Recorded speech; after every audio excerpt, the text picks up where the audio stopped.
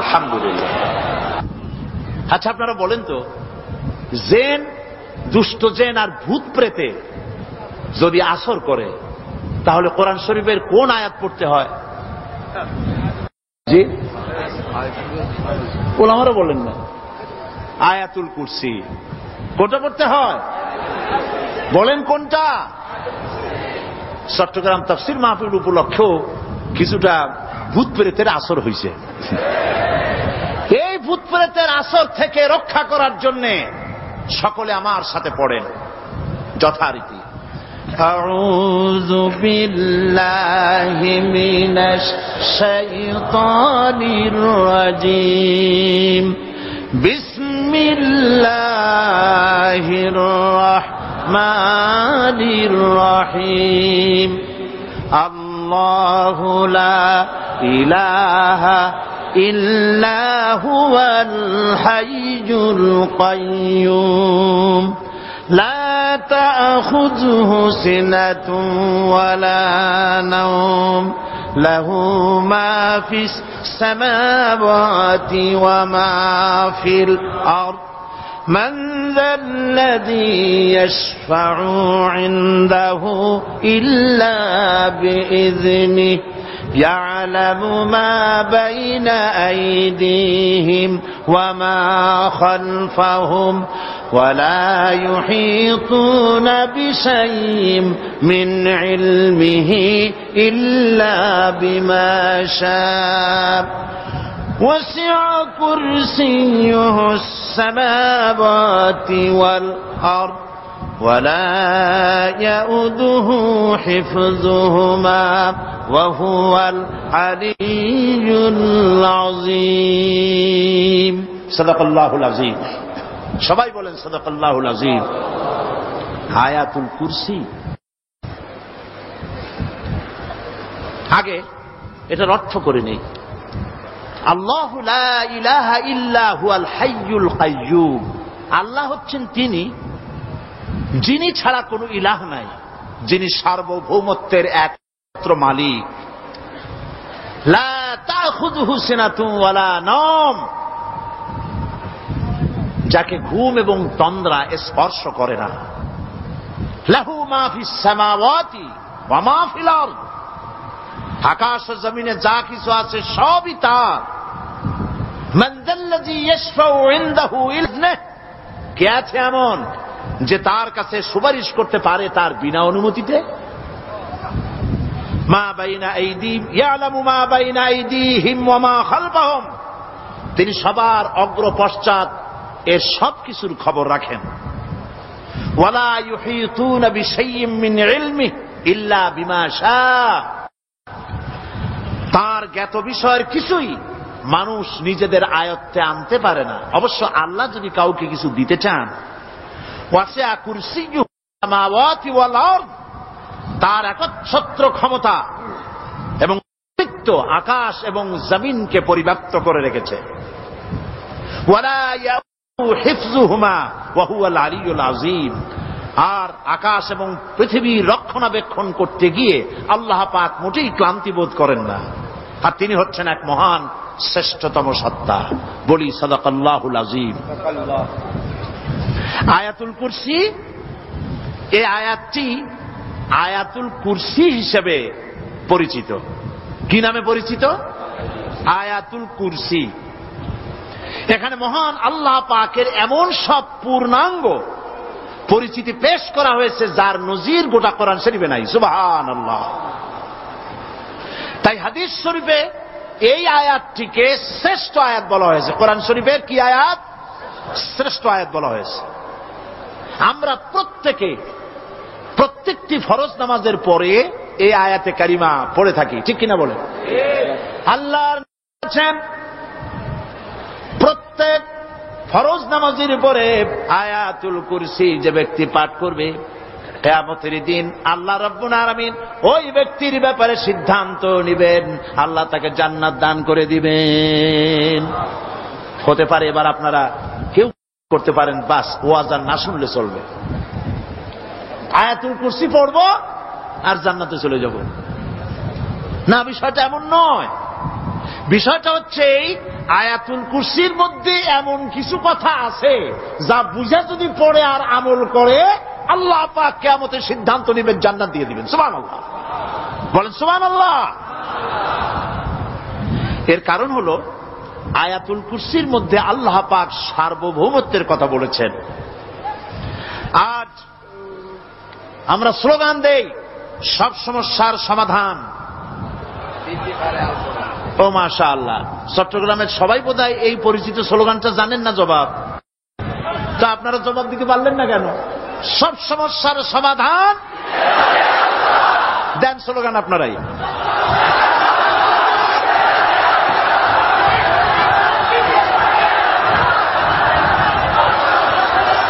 এটা শুধু স্লোগান নয়, সব সমস্যার সমাধান দিতে পারে আল কোরআন। এটা শুধু স্লোগান নয়, এটাই বাস্তবতা, এটাই বাস্তব সত্য। আয়াতুল কুরসির মধ্যে রয়েছে একটি জটিল সমস্যার সমাধান, যাকে সহজ কথায় বলা যায় গদি সমস্যার সমাধান। কুরসি মানে হলো গদি। আজকাল গদি নিয়ে কি হচ্ছে টের পাচ্ছে না ভাই?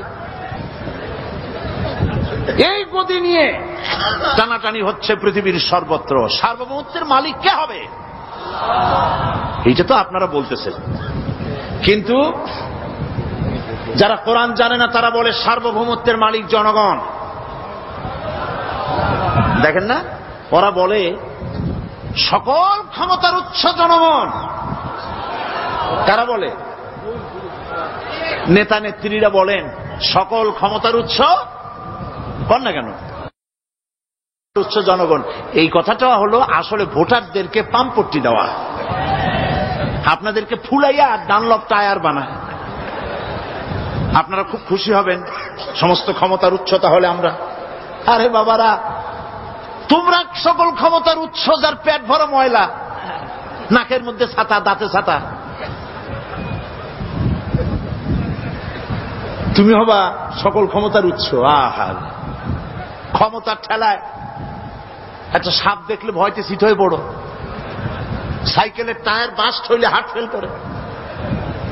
সকল ক্ষমতার উৎস, সকল ক্ষমতার উৎস জনগণ, এই কথা বলা কবিরা গুনাহ, এই কথা বিশ্বাস করা হারাম, এই কথা বিশ্বাস করা শিরক। কারণ সকল ক্ষমতার উৎস জনগণ এই কথা যদি বলা হয় তাহলে কোরআনে কারীমের সাথে কন্ট্রাডিকশন হয়, সাংঘর্ষিক। আল্লাহ পাক কি বলেছেন? আল্লাহ পাক বলেছেন আন্নাল কুওয়াতা লিল্লাহি জামিআ। বলেন আন্নাল কুওয়াতা লিল্লাহি জামিআ। আমার আল্লাহ রাব্বুল আলামিন বলেন, জেনে রাখো নিঃসন্দেহে সকল ক্ষমতার উৎস কেবলমাত্র আল্লাহ রাব্বুল আলামিন। সকল ক্ষমতার উৎস কে? জোরে বলেন আল্লাহ, আল্লাহ, আল্লাহ। তিনি একমাত্র সকল ক্ষমতার উৎস। কোরআন আয়াতুল কুরসি আল্লাহ কোরআনে নাজিল করে সার্বভৌমত্বের মালিক কে হবে সমস্যার সমাধান করে দিলেন। রাসূল করিম সাল্লাল্লাহু আলাইহি ওয়াসাল্লাম মানুষের সার্বভৌমত্ব খতম করে মদিনায় আল্লাহর সার্বভৌমত্ব কায়েম করে তিনি একটি রাষ্ট্র কায়েম করলেন। মদিনার রাষ্ট্রের সার্বভৌমত্বের মালিক কে ছিলেন? আল্লাহ। জোরে বলেন কে ছিলেন? আল্লাহ। মানুষ তখন দেখতে পেল খোদাই সার্বভৌমত্বের ভিত্তিতে যে রাষ্ট্র গঠন হয় সেই রাষ্ট্র মানবতার জন্য কত কল্যাণকর হয়। সুবহানাল্লাহ বিহামদিহি। আয়াতুল কুরসিতে বলা হলো যে সার্বভৌমত্বের মালিক এই ক্ষমতা, এই ক্ষমতাটাকে আরবিতে বলা হয় উলুহিয়ত। এই ক্ষমতাকে সার্বভৌমত্বের ক্ষমতাটাকে আরবিতে কি বলা হয়? উলুহিয়ত। আর যার হাতে এই ক্ষমতাটা থাকে তাহলে বলে ইলাহ, তাকে কি বলা হয়? আল্লাহ রাব্বুল আলামিন আয়াতুল কুরসির শুরুতে এই কথাটাই বলে দিলেন, আল্লাহু লা ইলাহা ইল্লা হুয়াল হাইয়ুল কাইয়্যুম। আল্লাহ হচ্ছেন তিনি যিনি ছাড়া কোনো ইলাহা নাই। তার মানে হলো সার্বভৌমত্বের একচ্ছত্র মালিকানা কার হাতে? চিৎকার দিয়ে বলুন, আল্লাহ রাব্বুল আলামিনের হাতে। সার্বভৌমত্বের এই ক্ষমতা হস্তান্তরযোগ্য নয়। সার্বভৌমত্বের মালিক যিনি হবেন তার শুরু থাকবে না, শেষও থাকবে না। এই কোয়ালিটি কার মধ্যে আছে? আল্লাহ পাকের মধ্যে। আল্লাহ পাক বললেন তিনি হচ্ছেন আল হাই আল কাইয়ুম। তিনি হাইয়্যু, তিনি কাইয়ুম, তিনি শাশ্বত, তিনি জাগ্রত, তিনি চিরস্থায়ী, যার শুরুও নাই, যার শেষও নাই। সুবহানাল্লাহি ওয়া বিহামদিহি। এই সার্বভৌমত্বের মালিকানা নিয়ে যারা বসে আছে, যে কোনো মুহূর্তে তার হাত থেকে ক্ষমতা ছিনতাই হয়ে যেতে পারে, পারে কিনা? আর ঘুমায় থাকলে, সার্বভৌমত্বের মালিক দাবি করে যদি ঘুমায় থাকে, ততক্ষণ ভারপ্রাপ্ত বানাবে কারে? এই জন্য সার্বভৌমত্বের মালিক হচ্ছেন আল্লাহ পাক, যাকে ঘুম এবং তন্দ্রা স্পর্শ করে না। সার্বভৌমত্বের মালিকের কোয়ালিটি আল্লাহ পাক বলছেন লা তাখুযুহু সিনাতুন ওয়ালা নাওম। পড়েন সবাই, লা তাখুযুহু সিনাতুন ওয়ালা নাওম। তার ঘুমও নাই, তন্দ্রাও নাই। হযরত মূসা আলাইহিস সালাম আল্লাহ পাকের কাছে একবার প্রশ্ন তুলেছেন, আল্লাহ পাক তুমি নাকি? আল্লাহ বলেন তুমি বিশ্বাস করো না? মূসা আলাইহিস সালাম বলছেন অবশ্যই বিশ্বাস করি। আল্লাহ পাক বললেন বিশ্বাস যদি করো তাহলে বুঝানো যাবে। হযরত ইব্রাহিম আলাইহিস সালাম বলেছিলেন আল্লাহ পাকের কাছে, কাইফা রব্বি আরিনি কাইফা তুহিল মাউতা, হে রব তুমি আমারে দেখাও কেমনে তুমি মৃত্যুকে জিন্দাকে মৃত্যু করো, মৃত্যুকে জিন্দা করো, একটু দেখাও আমারে। আল্লাহ পাক বললেন আওয়ালাম তুমিন, বিশ্বাস করো না? ইব্রাহিম আলাইহিস সালাম সঙ্গে সঙ্গে বললেন বালা। নাম বললেন না। বালা মানেও হ্যাঁ, নাম মানেও হ্যাঁ, কিন্তু একটু বেশ কম আছে। তিনি নাম না বলে বালা বললেন। নামের অর্থ হলো হ্যাঁ, আর না বালার অর্থ হচ্ছে কেন নয়, অবশ্যই বিশ্বাস করি। ওয়ালাকিন লিয়াতমাইন্না কালবি, তবে আল্লাহ তুমি যদি চোখে দেখাও একটু, তাহলে এগুলি একটুখানি লিয়াতমাইন্না কালবি, আমার অন্তরাত্মা প্রশান্তি লাভ করবে যদি চোখে দেখতে পারি। আল্লাহ বলেন তাহলে তোমারে দেখাবো। আল্লাহ দেখাইলেন। মুসা আলাইহিস সালাম যখন বললেন যে আল্লাহ পাক আর মৃত্যুকে চিন্তা করো কেমনে, তুমি ঘুমায় থাকো, না ঘুমায় পারো কেমনে, তোমার নাকি ঘুম নাই, তন্দ্রা নাই। আল্লাহ পাক বলেন বিশ্বাস করো না? বলে আমি বিশ্বাস করি। তো ঠিক আছে তাহলে তোমার দেখাই। বললেন এক গ্লাস পানি নিয়ে আসো। এক গ্লাস পানি নিয়ে এসে দাঁড়িয়ে থাকো। আল্লাহ পাক মুসা আলাইহিস সালামকে বললেন এক গ্লাস পানি নিয়ে দাঁড়াও, আর ঘুমকে আল্লাহ পাক বললেন মুসারে ধরো। মুসা আলাইহিস সালাম নিদ্রাচ্ছন্ন হলেন, তন্দ্রা এসে গেল, হাত শিথিল হয়ে হাতের থেকে পানি ভর্তি গ্লাস পড়ে ভেঙে চুরমার হয়ে গেল। মুসা আলাইহিস সালাম ভয় পেয়ে গেলেন। আল্লাহ রাব্বুল আলামিন বলেন ভয় পাওয়ার কোনো কারণ নাই, তোমার প্রশ্নের জবাব আমি এভাবেই দিলাম। এক গ্লাস পানি নিয়ে কয়েক মিনিট দাঁড়াইতে পারো নাই, ঘুমের সঙ্গে সঙ্গেই গ্লাস পড়ে ভেঙে গেল। তামাম আকাশ আর জমিন, গোটা সৃষ্টি জগৎ তোমার আল্লাহ পাকের হাতের মুঠার মধ্যে রয়েছে। আল্লাহ যদি ঘুমায় যায় সব শেষ হয়ে যাবে। তামাম সৃষ্টি জগতের ট্রাফিক কন্ট্রোল আল্লাহ কর্তৃক হয়, আর মানুষের যা হয় আল্লাহ পাক তার থেকে সম্পূর্ণ মুক্ত। আল্লাহ পাকের ঘুম নাই, তন্দ্রাও নাই। লা তাখুযুহু সিনাতু ওয়ালা নাওম, ঘুমও নাই, তন্দ্রাও নাই। আল্লাহ পাক সমস্ত রকমের মানবীয় কোয়ালিটি থেকে, গুণ থেকে মুক্ত, মুবাররা, পবিত্র। আল্লাহ রাব্বুল আলামিন সার্বভৌমত্বের একচ্ছত্র মালিক হচ্ছেন আল্লাহ পাক। তিনি ছাড়া কোনো ইলাহ নাই। তিনি পরিষ্কার করে বলছেন আল্লাহু লা ইলাহা ইল্লা হুয়াল হাইয়ুল কাইয়ুম। সবাই পড়েন আল্লাহু লা ইলাহা ইল্লা হুয়াল হাইয়ুল কাইয়ুম। আল্লাহ হচ্ছেন সার্বভৌমত্বের মালিক, তিনি ছাড়া কোনো ইলাহ নাই। এমন একটি আয়াত তাফসীরের জন্য আল্লাহ এনে দিয়েছেন, যেই আয়াতটি বুঝলে পরে দুনিয়াও শান্তি, আখিরাতেও শান্তি। গদি সমস্যার সমাধান হবে, সব সমস্যার সমাধান হবে। আয়াতুল কুরসি এমন আয়াত যা তেলাওয়াত করলে, বুঝলে, আমল করলে কিয়ামতের দিন আল্লাহ পাক তার সম্পর্কে সিদ্ধান্ত নেবেন, জান্নাত দিয়ে দিবেন। সুবহানাল্লাহ। আউযু বিল্লাহি মিনাশ শাইতানির রাজীম। বিসমিল্লাহির রাহমানির রাহিম। প্রত্যেক অক্ষরে অক্ষরে 10-10 করে নেকি এখন আমাদের নামায় আমলে লেখা হচ্ছে। সুবহানাল্লাহ। গলা ছেড়ে দিয়ে সবাই পড়েন আমার সাথে।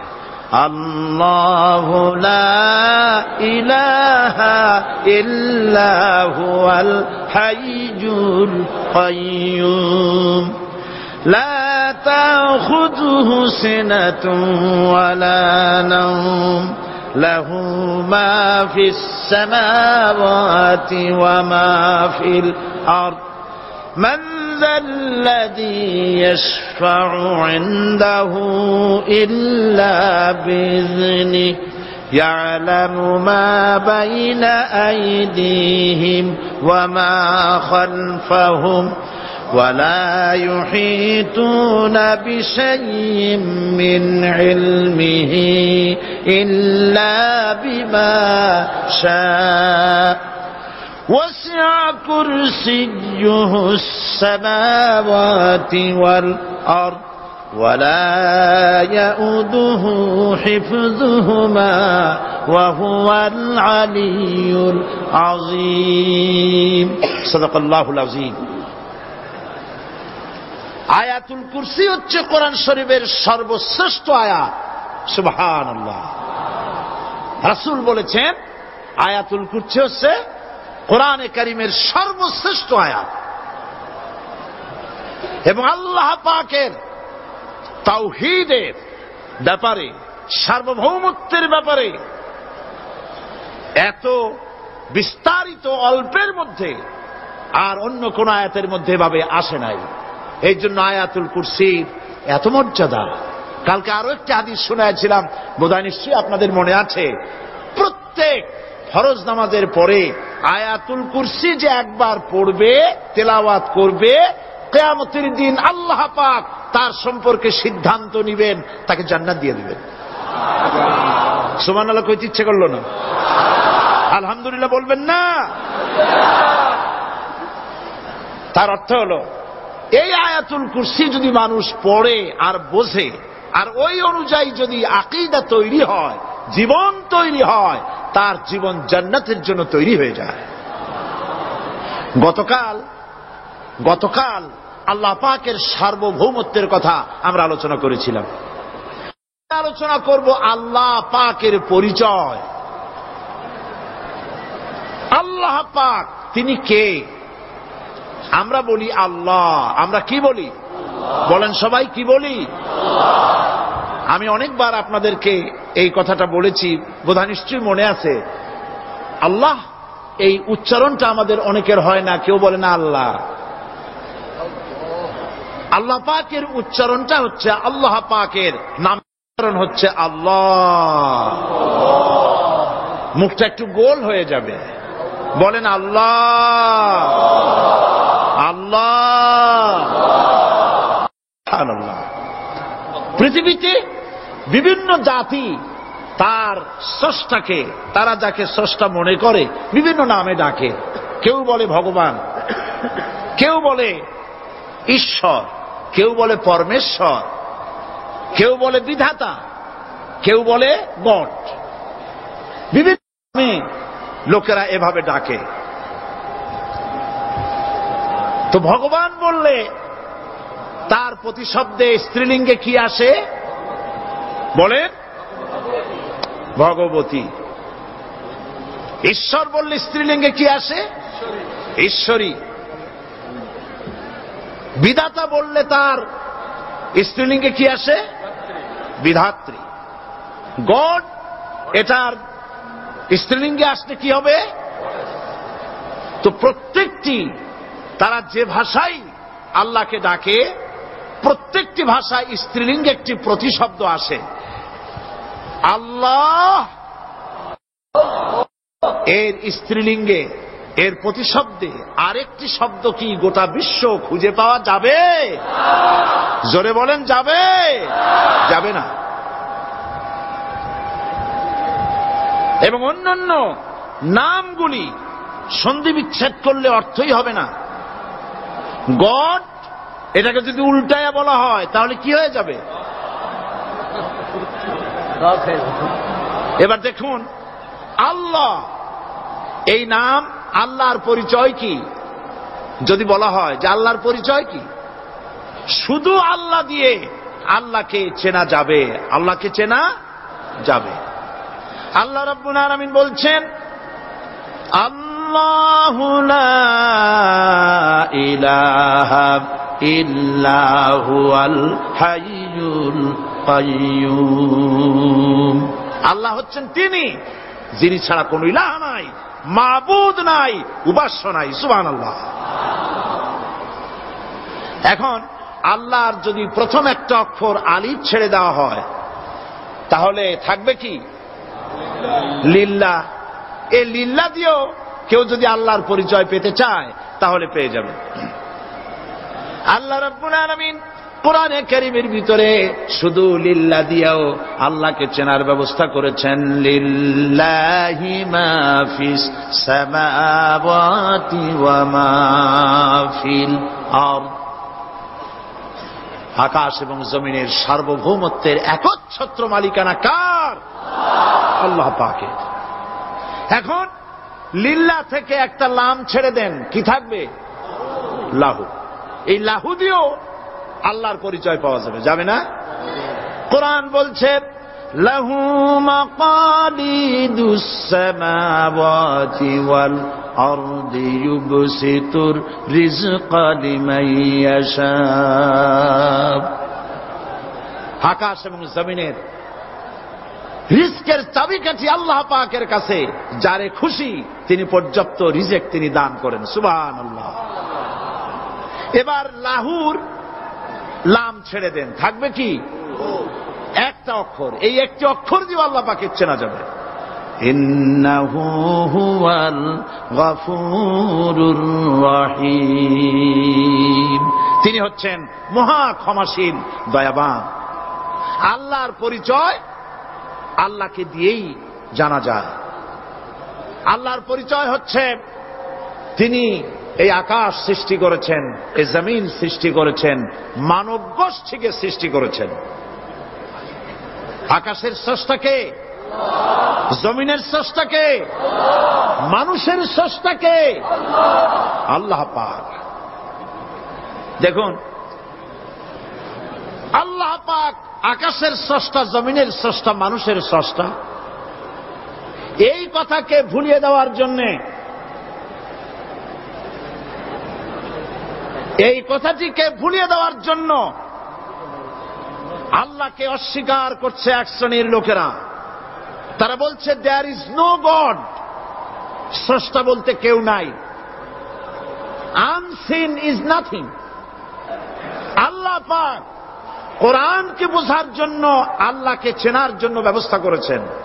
ওরা বলছে কি আনসিন ইজ নাথিং, যা দেখা যায় না সেটা কিছুই না, সেটা বিশ্বাস করি না। তো আল্লাহর যখন রং নাই, গন্ধ নাই, তাকে বিশ্বাস করি কেমনে? বলেন নাউজুবিল্লাহি মিন যালিক। আরে ভাই, তোমরা তো এমন বহু জিনিস আছে যা না দেখে বিশ্বাস করো। আপনারা কি বাতাস দেখেছেন? বিশ্বাস করেন কিনা? বিশ্বাস করেন কিনা? আপনারা কি ইথার দেখেছেন? বিশ্বাস করেন কিনা? ফুলের গন্ধ দেখেছেন কিন্তু বিশ্বাস করেন কিনা? মাধ্যাকর্ষণ শক্তি, ল অফ গ্রাভিটেশন আপনারা চোখে দেখেছেন? বিশ্বাস করেন কিনা? অনেক জিনিস এমন আছে যা আমরা চোখে দেখি না কিন্তু বিশ্বাস করি। হযরত ইমাম আবু হানিফা রাহমাতুল্লাহ আলাইহির সাথে এক নাস্তিকের বহাস হবে। স্থান এবং তারিখ নির্ধারণ করা হলো। ইমাম সাহেব দেরি করে আসলেন।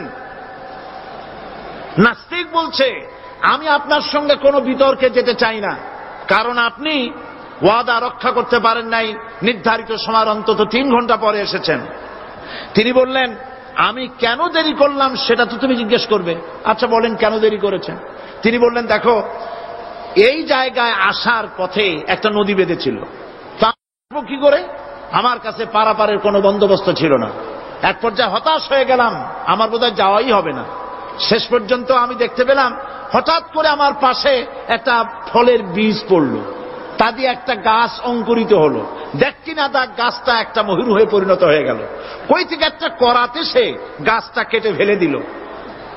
ফটাফট কতগুলি তক্তা বেরিয়ে আসলো, কোথার থেকে একটা হাতুড়ি আর কতগুলি লোহা এসে ঠাস ঠাস করে বাড়ি লেগে একটা কিস্তি তৈরি হয়ে গেল। কিস্তিটার ধাবায় পড়লো নদীতে, আমি লাফ দিয়ে উঠলাম, তাই দেরি হলো। নাস্তিক বলছে, আপনার সাথে আমি জানছিলাম যে আপনি অত্যন্ত বুদ্ধিমান মানুষ, কিন্তু যে ঘটনা শুনাইলেন আপনার স্ক্রু একটাও টাইট আছে বলে মনে হয় না, আপনার সাথে আর কোনো বহস নয়। তিনি বললেন, কেন? কয় বহস না, আপনি বলছেন যে এইরকম একটা গাছ চারা হয়ে গেল, সাথে সাথে বিনা মিস্ত্রিতে গাছটা কাটলো, তারপর এটা দিয়ে তক্তা হলো, লোহা আসলো, হাতুড়ি হইলো, বিনা মিস্ত্রিতে কিস্তি তৈরি হয়ে গেল, নৌকা এটা পড়লো নদীতে, আর বিনা মাঝিতে আপনি পার হয়ে আসলেন। এটা কি আদৌ সম্ভব? ইমাম আবু হানিফা রাহমাতুল্লাহ আলাইহি বলছেন, তোমার সাথে আমি কোনো কিতাব দিয়ে ঝগড়া করব না, কোন কিতাব দিয়ে আমি তোমার সাথে বহস করব না। এই একটি দৃষ্টান্ত তোমার জন্য যথেষ্ট। একটা মিস্ত্রি ছাড়া যদি একটা কিস্তি তৈরি না হতে পারে, একটা গাছ কেটে তক্তা যদি না হতে পারে, এই বিশাল আকাশ, এই বিশাল জমিন, আর তোমার মতো এরকম একটা সুন্দর মানুষ বিনা মিস্ত্রিতে বিনা স্রষ্টায় তৈরি হলো কেমনে? এক কথায় নাস্তিক বলছে, আমার জীবনের ভুল ধরা পড়ল। নাস্তিক বলছে, জীবনের ভুল ধরা পড়েছে, আমি মুসলমান হয়ে গেলাম। লা ইলাহা ইল্লাল্লাহু মুহাম্মাদুর রাসূলুল্লাহ। জোরে পড়েন, লা ইলাহা লা ইলাহা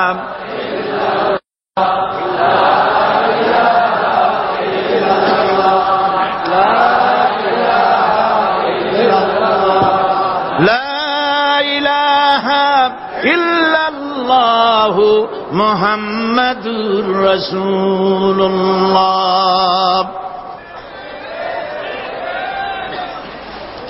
আল্লাহ পাক বলছেন, আমি আদম, আমি দাউদ এবং সুলাইমানকে জ্ঞান দান করেছি, ইব্রাহিমকে জ্ঞান দান করেছি।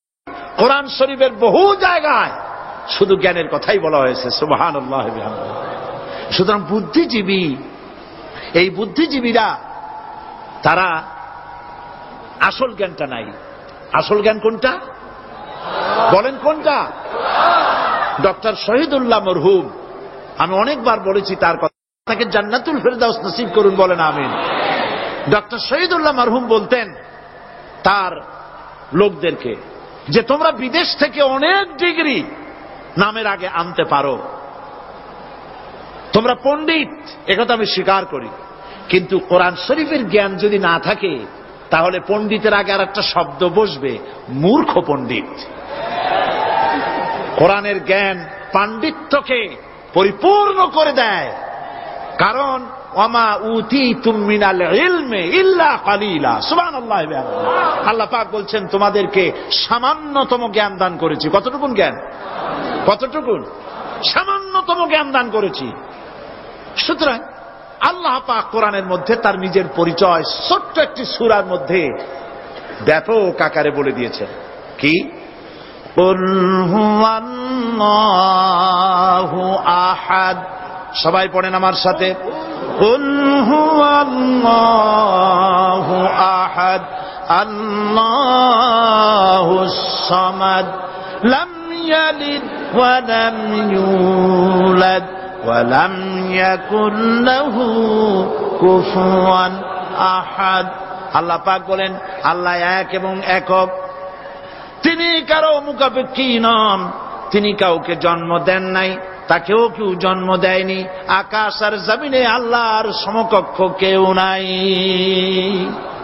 সুবহানাল্লাহ। তাকে কেউ জন্ম দেয়নি, তিনিও কাউকে জন্ম দেননি। তিনি এক, তিনি ছিলেন, তিনি আছেন, তিনি থাকবেন। তার শুরুও নাই, তার শেষও নাই। সুবহানাল্লাহ। এই আল্লাহ রাব্বুল আলামিন তার পরিচয় আয়াতুল কুরসি সার্বভৌমত্বের পরিচয় দিয়েছে, আল্লাহর পরিচয় দিয়েছে। আল্লাহ তিনি খালিক।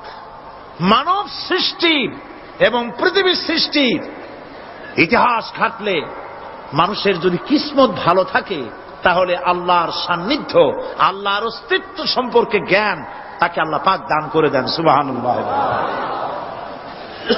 পৃথিবীর সৃষ্টির ব্যাপারে বুদ্ধিজীবীরা কি বলছে দেখুন। পৃথিবীর সৃষ্টির ব্যাপারে বিজ্ঞানীরা বলছেন যে এই পৃথিবী এরকম ছিল না, তো কি রকম ছিল?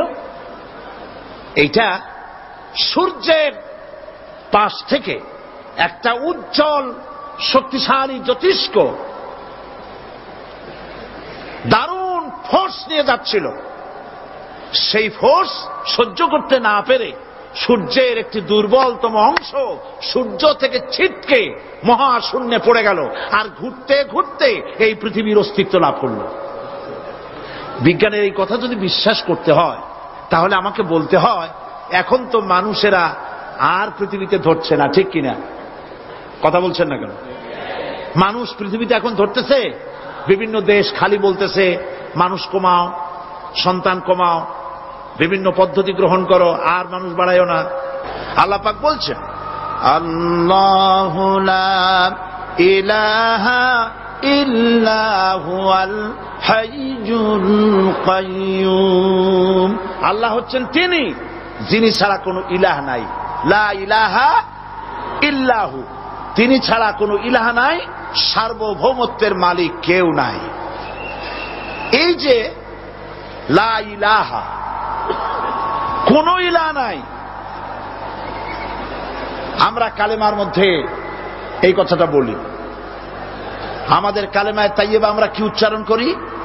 লা ইলাহা ইল্লাল্লাহু মুহাম্মাদুর রাসূলুল্লাহ।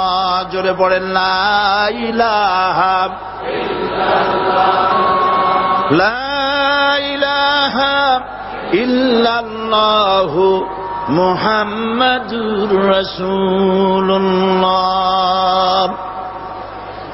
লা ইলাহা, কোন ইলাহ নাই।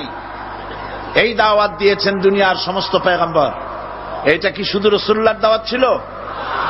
সমস্ত নবীদের স্লোগান ছিল একটা। সমস্ত নবীদের স্লোগান ছিল কয়টা? সবাই বলুন, কি সেই স্লোগান? লা ইলাহা ইল্লাল্লাহ। কোরআন শরীফের ভিতরে ইলাহ শব্দ 147 বার এসেছে। লা ইলাহার অর্থ যদি এই হয় কোন উপাস্য নাই আল্লাহ ছাড়া, কোন মাবুদ নাই আল্লাহ ছাড়া, মুহাম্মদ সাল্লাল্লাহু আলাইহি ওয়াসাল্লাম আল্লাহর প্রেরিত রাসূল, তাহলে তো এত ঝঞ্ঝাট হওয়ার কথা ছিল না। আপনারা বলেন, নবীরা যখনই এই দাওয়াত দিয়েছেন লা ইলাহা ইল্লাল্লাহ, তখন সংঘর্ষ হয়েছে কিনা? হয়েছে কিনা? বাধা আসছে কিনা? তাহলে এই কথাটা কি যার কারণে এরকমের বাধা আসে?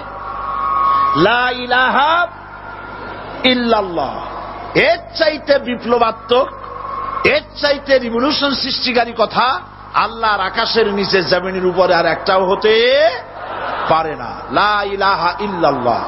ইলাহ শব্দের অর্থ শুধু উপাস্য আর মাবুদ নয়। ইলাহ শব্দের অর্থ হচ্ছে আইনদাতা, ইলাহ শব্দের অর্থ হচ্ছে শাসনকর্তা, ইলাহ শব্দের অর্থ হচ্ছে বিধানদাতা।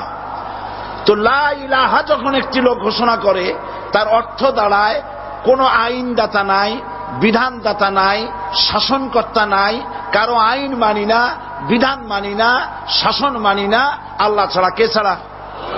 আল্লাহ ছাড়া। এই কালেমার দাওয়াত যখন পয়গম্বরেরা দিয়েছেন তখন 3 শ্রেণীর লোকেরা বাধা দিয়েছে। বলেন কয় শ্রেণী? সবাই বলেন। 3 শ্রেণীর লোকেরা বাধা দিয়েছে। লক্ষ্য করুন। 1 নম্বরে বাধা দিয়েছে রাষ্ট্র শক্তি। 1 নম্বরে বাধা দিল কারা? 2 নম্বরে বাধা দিয়েছে ধনাঢ্য ব্যক্তিবর্গ। 3 নম্বরে বাধা দিয়েছে যারা কায়েমি স্বার্থবাদী ধর্মীয় শক্তি, এই তিনটি শ্রেণী সমস্ত নবীদেরকে বাধা দিয়েছে। সেই বাধা অতীতে যারা দিত এখন আর দেয় না, নাকি এখনো দেয়? দেখুন, এই কালেমার দাওয়াত হযরতে মূসা আলাইহিস সালামকে যেদিন আল্লাহ পাক প্রথম ওহী দিলেন, এই দাওয়াত শুধু রাসূল দেন নাই, আল্লাহ পাক বলছেন প্রত্যেক নবী তার জাতিকে এই দাওয়াত দিয়েছেন। কি? আল্লাহ রাব্বুল আলামিন বলেন সকল নবী তার কওমকেই বলে দাওয়াত দিয়েছেন, ইয়া কওমি ইবুদুল্লাহা মা লাকুম মিন ইলাহিন গায়রু। হে সম্প্রদায়, আল্লাহ ছাড়া কোনো ইলাহ নাই, তার ইবাদত করো, তারই দাসত্ব করো, তার গোলামি করো। আল্লাহ পাক মূসা আলাইহিস সালামকে যখন নবুয়াত দিলেন, প্রথম যে ওহী এলো, প্রথম ওহীটাই ছিল ইন্নানি আনাল্লাহ লা ইলাহা ইল্লা আনা ফা'বুদনি ওয়া আকিমিস সালাতা লিযিকরি। নিশ্চয়ই আমি আল্লাহ, আমি ছাড়া কোন ইলাহ নাই, আইনদাতা নাই, বিধানদাতা নাই, সুতরাং আমার দাসত্ব করো এবং আমার শরণার্থে নামাজকে প্রতিষ্ঠা করো। মূসা আলাইহিস সালামকে আল্লাহ পাক ওহী দিয়ে তাকে পাঠালেন। কোথায় পাঠালেন? আল্লাহ পাক বলেন, ইযহাব ইলা ফিরআউনা ইন্নাহু তাগা। গোটা কওম নাফরমান, আল্লাহর আইন কেউ মানছে না, গোটা কওমের কাছে না ঠাইয়া আল্লাহ পাক সর্বপ্রথম মূসা আলাইহিস সালামকে দাওয়াত নিয়ে কার কাছে পাঠালেন? ফেরাউনের কাছে। কারণ ফেরাউন হচ্ছে রাষ্ট্রশাসক। ফেরাউন কি?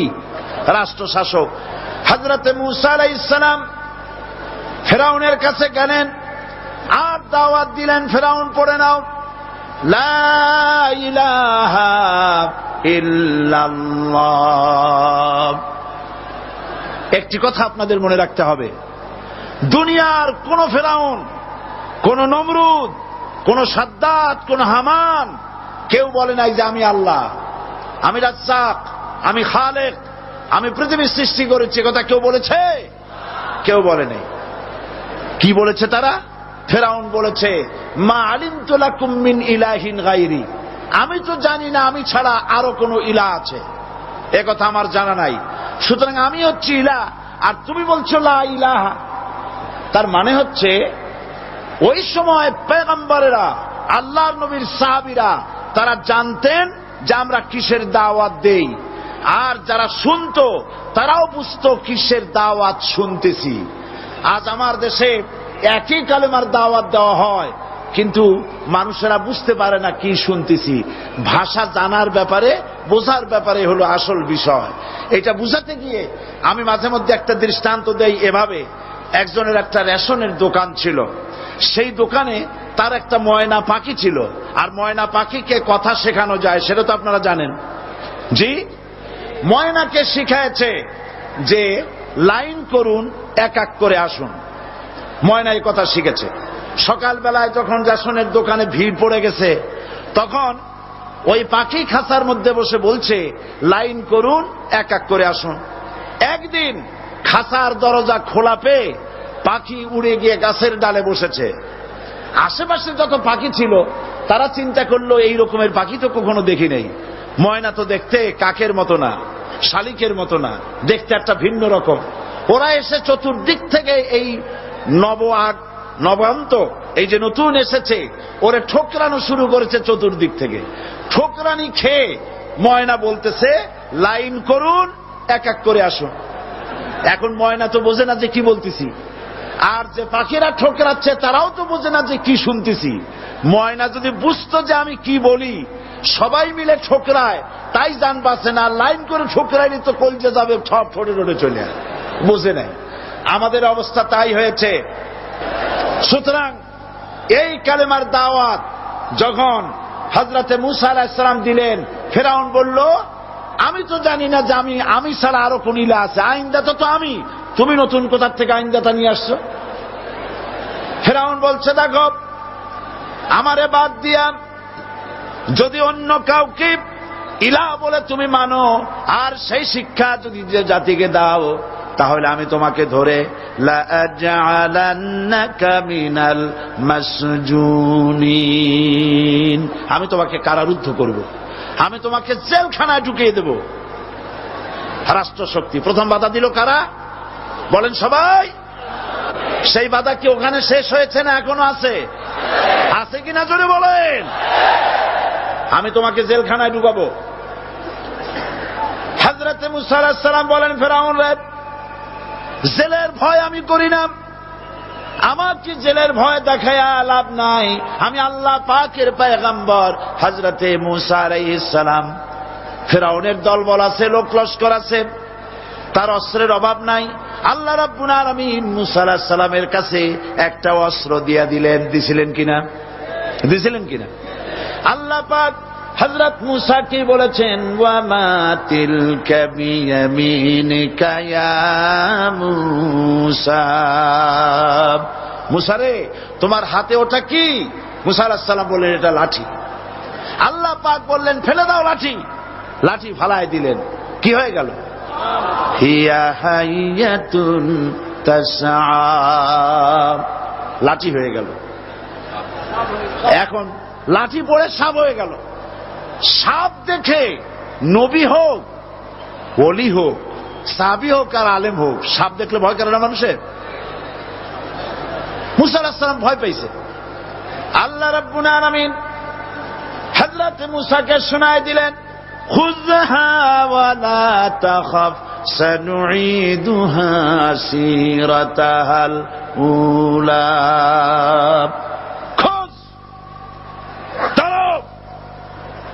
লা তাখাফ, ভয় পেও না। আল্লাহ বলছেন ধরো, ভয় পেও না। ধরার সঙ্গে সঙ্গে স্বাভাবিক অবস্থায় ফিরে আসবে, আবার লাঠি হয়ে যাবে। এখন আল্লাহ বলছেন ধরো। মুসা আলাইহিস সালাম কি ভয় পাওয়া উচিত হবে? আর উচিত হবে?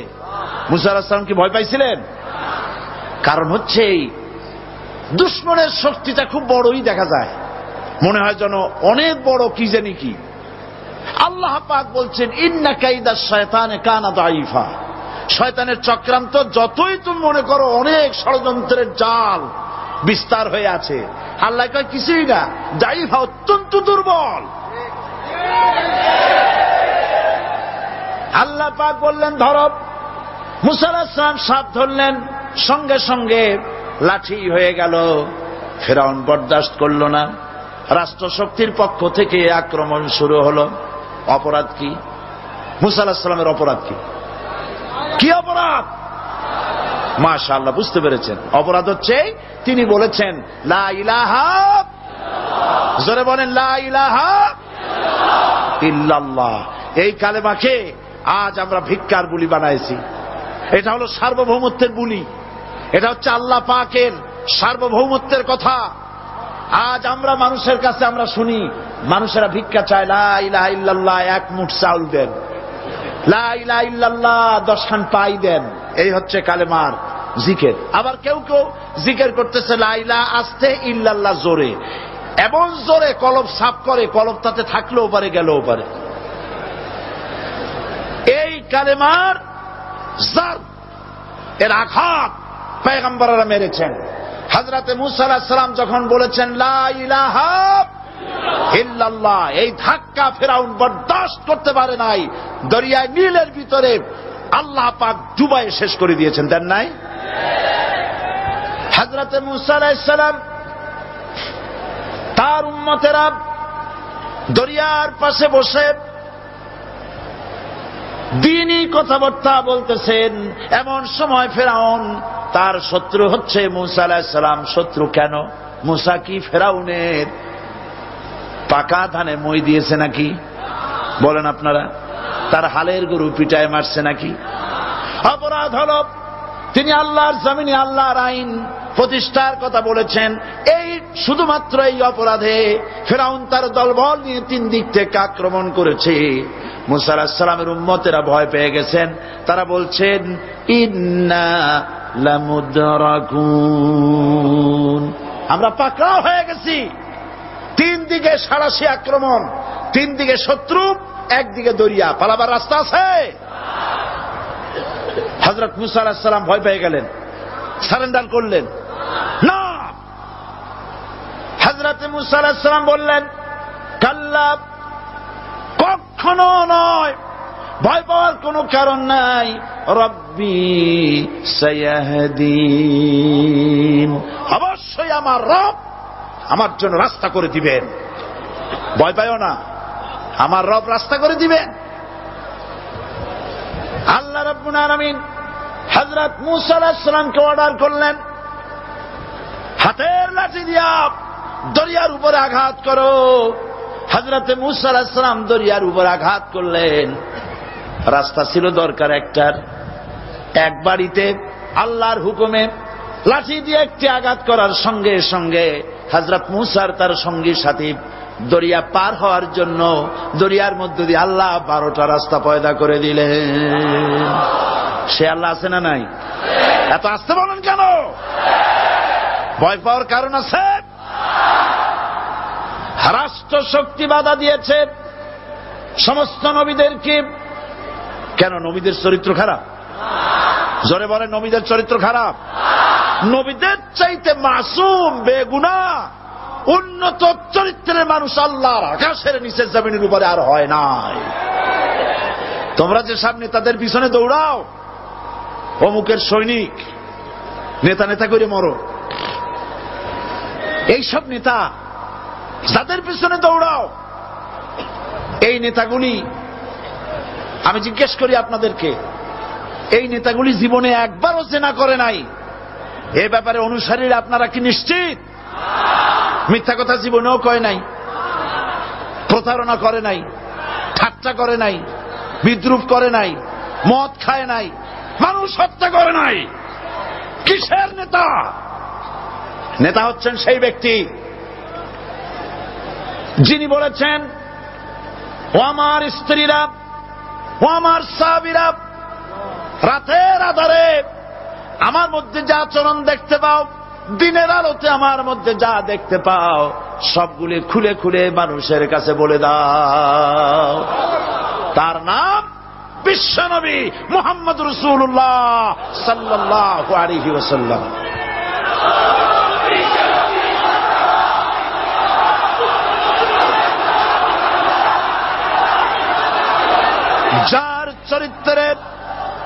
যার চরিত্রের সার্টিফিকেট আল্লাহ রাব্বুল আলামিন নিজে দিচ্ছেন, ওয়া ইন্নাকা লাআলা খুলুকিন আযীম। নবী হে, উন্নত চরিত্রের উপরে আপনি প্রতিষ্ঠিত। সুবহানাল্লাহ। কে সার্টিফিকেট দিচ্ছেন? আযীম, আযীম। আরবিতে চওড়াকে বলা হয় আরিদ, গভীরতাকে বলা হয় আমিক। কত প্রশস্ত, যা মাপার কোনো ফিতা নাই, কত গভীর, যা মাপার কোনো যন্ত্র নাই, এইটাকে আরবিতে বলা হয় আজিম। সুবহানাল্লাহ বলতে ইচ্ছে করে না? ও নবী, তোমার চরিত্র এমন যা মাপার মতো যন্ত্র পৃথিবীতে নাই। লা ইলাহা ইল্লাল্লাহ। পড়েন সবাই, লা ইলাহা ইল্লাল্লাহ। আপনিও যদি নবীদের মতো, সাহাবীদের মতো বুঝা এই কলেমার দাওয়াত দেন, বাধা আসবেই। বোঝাবুঝির ব্যাপার, বুঝতেই সারল। কত মাহফিল হয় বাংলাদেশে, হয় না? কোনো বাধা নাই, ঠিক কিনা? কত পূজা হয়, পার্বণ হয়, গান হয়, থিয়েটার হয়, গুনাহগার বিবির গান হয়, কত কিছু হয়। কোনো বাধা আছে? তাফসীরের মাহফিলে বাধা। কারণ ওরা বুঝতে পেরেছে এ তাফসীরের মাহফিলে গাজীর গীত হয় না, এ তাফসীরের মাহফিলে আল্লাহর সার্বভৌমত্ব কায়েমের আন্দোলন চলে।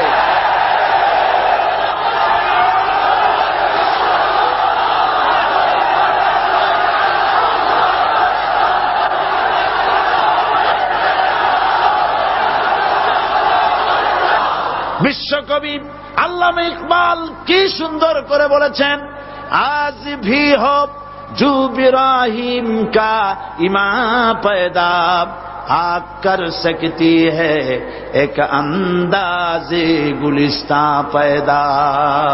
ইব্রাহিমের ঈমান যদি আজও কোথাও হয় বিদ্যমান, করতে পারেন অগ্নিকুণ্ডে খুবসুরত এক গুলিস্তান। এখনো যদি ইব্রাহিমের সন্তানদেরকে আগুনের মধ্যে ফেলে দেওয়া হয়, আর ইব্রাহিম ঈমান যদি থাকে, আগুনকে ফুলের বাগান বানাবার ক্ষমতা আল্লাহর আছে। চিরকাল আল্লাহ পাক এই কালেমাকে দিয়েছেন আল্লাহর সার্বভৌমত্বকে প্রতিষ্ঠা করার জন্য।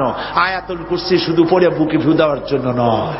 পড়েন আমার সাথে, আল্লাহু লা ইলাহা ইল্লা হুয়াল হাইয়ুল কাইয়্যুম।